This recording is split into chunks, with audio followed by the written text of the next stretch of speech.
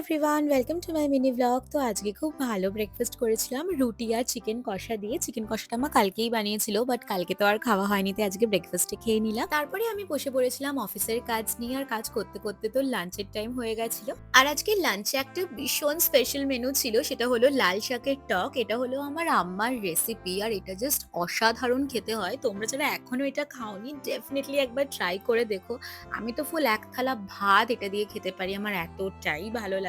দেন evening এ আমি আর মা একটুখানি বেরিয়েছিলাম। সামনে যেহেতু আমার বান্ধবীদের বিয়ে আছে, সেই জন্য আমার কিছু ওয়েডিং পারপাসে কিছু ব্লাউজ বানানোর ছিল। আর এখন টেলারিং শপে এত রাশ যে লিটারালি বলছে ১ মাস লাগবে নাকি ব্লাউজ গুলো দিতে। দেন চলে এসেছিলাম একটা মোবাইল শপে। এখান থেকে আমি ক্যামেরার জন্য একটা টেম্পার গ্লাস কিনেছিলাম। দেন বাড়িতে ফিরে দেখি যে ভাই জাস্ট ঘুম থেকে উঠেছে, আর বাচ্চাদের সাথে সময় কাটাতে তো আমার ভীষণই ভালো লাগে। তো ওর সাথে একটু খেলা করে চলে আসলাম ডিনার করতে। তো এরকম ভাবেই কাটলাম আজকের দিনটা। টাটা।